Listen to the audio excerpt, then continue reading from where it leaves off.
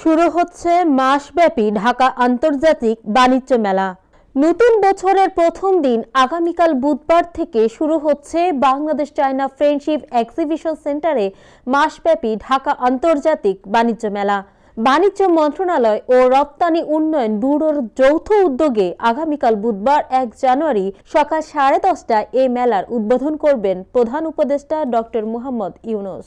এ সময় আরও উপস্থিত থাকবেন বাণিজ্য উপদেষ্টা শেখ বশির উদ্দিন এবং রপ্তানি উন্নয়ন ব্যুরোর EPB vice chairman Mohammad Anwar Hossain.